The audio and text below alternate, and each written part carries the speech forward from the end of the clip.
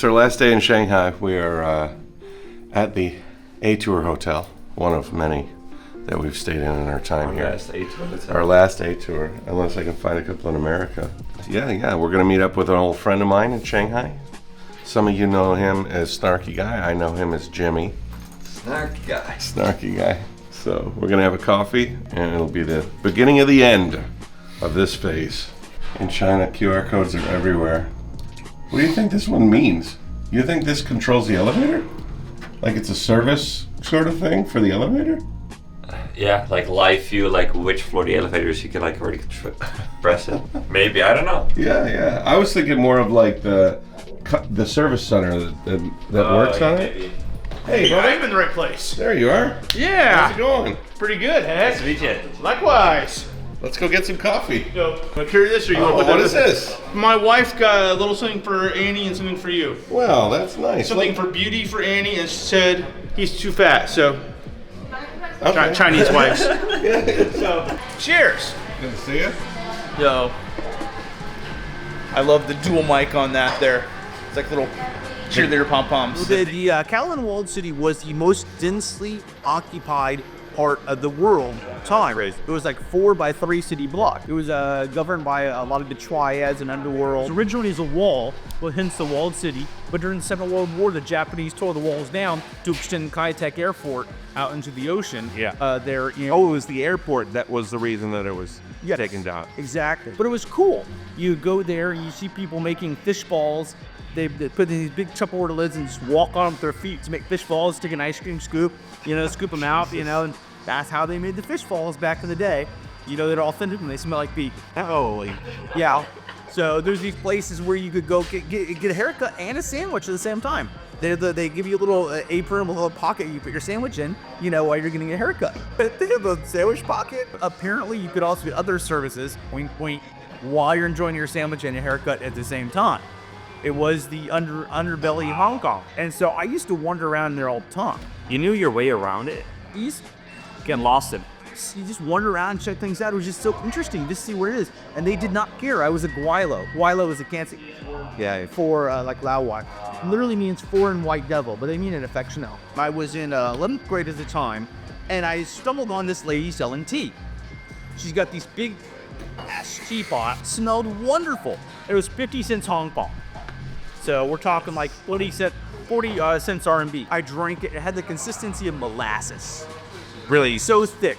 And it was amazing. So I had 4 more bowls. It was so good. I'm walking out of there. I'm feeling great. I'm just feeling wonderful. Everybody's moving in slow motion. And I just on top of the world. I get back to school and my friend, Francis Lowe, he's like, what's going on? There's nothing. He's like, hang on. You are tripping balls. Your eyes are the size of saucers. What did you have? So we walk back there, this lady, and he's Mushrooms shaking all that. he's like, that is opium laced tea, my friend. Serious. Gee. And he made me promise I would never go back there. And to this day, I've kept my word. I never went back. I never tried it again. But I'm telling you about this now, and my tongue is getting wet just thinking about this tea. It was that good. Thick Wig over 30 years ago. And I can still, in my mind, taste Reminisce. 50 cents Hong Kong for a bowl of the Poppy CC. Yeah. Man, and then in 1993, the governor of Hong Kong, Chris Patton, tore it all down. He had everybody evicted, but right before he had evicted, they shot a Jean-Claude Van Damme film in there.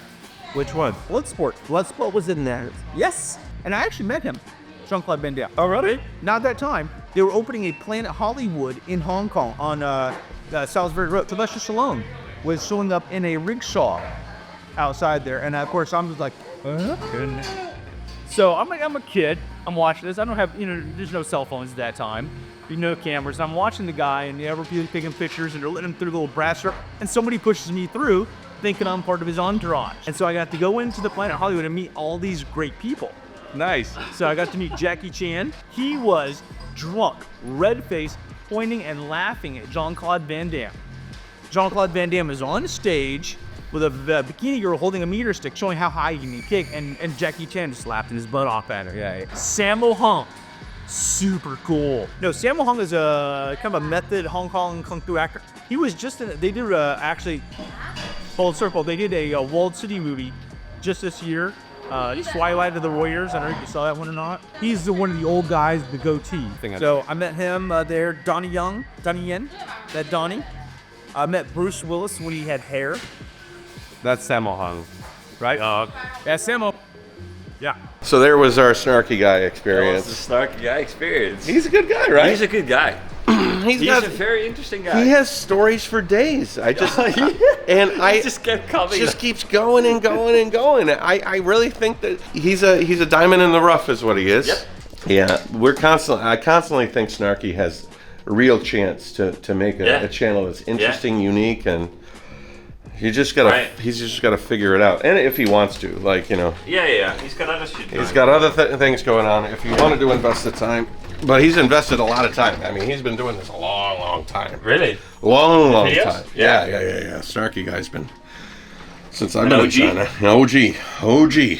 So Tice has a 2 o'clock flight. I have a 5 o'clock flight, but we're gonna go to the airport together, and then I'll just stay there for a while. I'll have a chance to weigh my bags and play Tetris and move things back and forth. Yeah. Some douchebag bought me this huge puzzle for Eva, you know. And I wanted to give a present to Eva. I'm joking. I don't know how much sarcasm you think I'm actually sarcastic about. A few times I look at his face and I'm like, oh I'm trying man. to, like, for the viewers that think it's Oh, not okay. sarcastic, you know what I mean? I don't know when we're gonna get a text from the driver who's gonna take us to the airport, but however long it takes for him to get here, we will go and take a look at the Bund, which is like right down the street. And it's a beautiful day. Yeah. Like really seems beautiful. So let's see.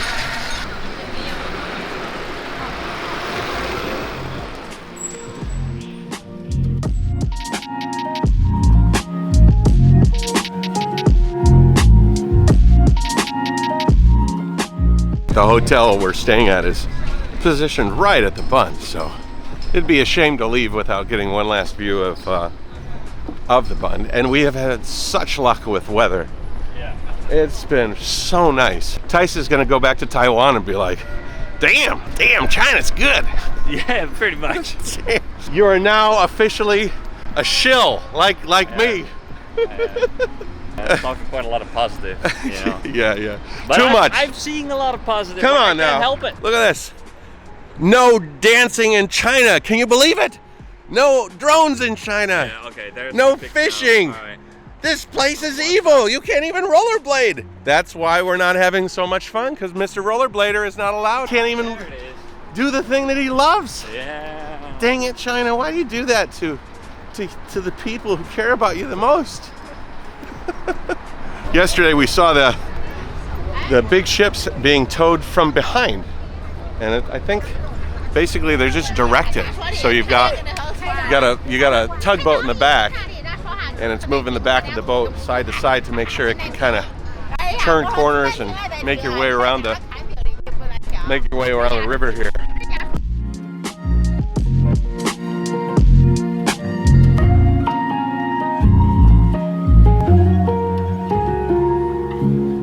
Just 2 suitcases, right? That was all you left. Yeah. And then my roller around. No, we forgot a suitcase in Hong Kong. I don't know. 2 weeks ago. Ah!